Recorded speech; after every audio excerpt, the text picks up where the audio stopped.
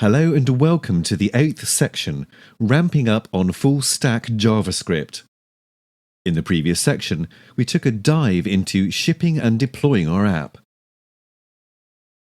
In this section, we will learn how to improve our application and its performance. First, we will learn what is page performance, how to improve it, and tools available for analyzing it.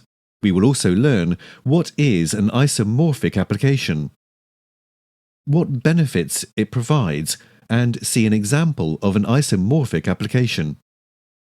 We will understand what is Webpack, how to install it, and how to configure it. Then we will dive into what is Redis, how to add a job queue, and how to create workers.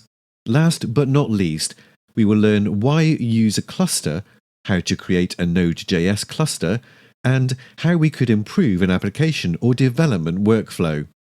Now we move on to the first video of this section that deals with optimizing page performance. Now, let's learn what is page performance, how to improve it, and tools to analyze it. There are two ways the page performance could be categorized. The actual performance is how fast everything loads and is ready for work. The perceived performance is how it looks like to the user. Displaying something on the page and then loading the rest will look faster than loading first and then displaying everything on the page, even if both of them take the same time. If loading is fast, but rendering it on the page takes a lot of work, it might look slow or sluggish to the user.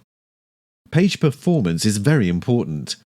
If the application is slow, the user will get frustrated and leave, leading to lost revenue. Even milliseconds can mean gaining or losing thousands of dollars. Google takes the page performance in the rankings, meaning that you might get lower search ranking just because your page is slow. A lot of people are starting to use the web through mobile devices, what can be slow on the network. About 80% of the page performance is influenced by front-end. Biggest culprits are images, scripts, and styles. Each external resource requires an additional request to retrieve it. For images, this could be fixed by creating an image sprite. An image sprite is an image made from multiple images. This way, you have less images to load and they are immediately available. For example, if you have a custom element which changes the look on hover, the effect will be immediate, rather than having to wait for an image to load. There is a lot of tools that allow you to generate an image sprite and CSS. For scripts and styles, you could concatenate them into a single script and styles file. Then you could run the minification on those files to decrease their size. Minification is a process of removing all unnecessary characters from source code without changing its functionality. Script tags block the page rendering. You will want to use as few script blocks as possible or put them at the bottom of the page. Avoid changing DOM often, as it's an expensive operation. Try to keep the on-the-fly style changes and animations to a minimum. If you have to use them, try to use the native functionality rather than some library which makes it available through some other methods. The Content Delivery Network, CDN, should be used for serving static assets. This way, the client gets them from the server closest to their location. Optimizing and compressing images can reduce their size a lot.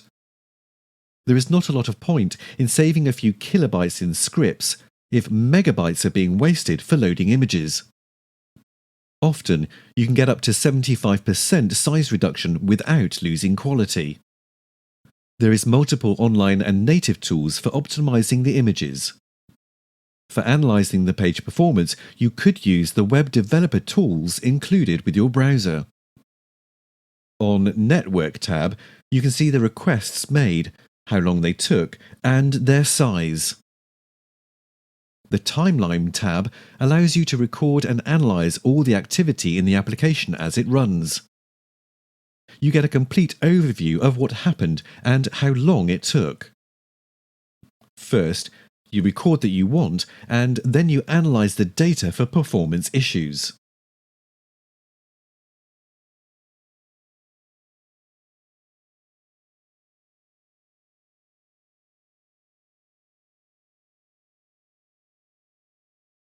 You can change your network speed to test how your application will behave on slow networks.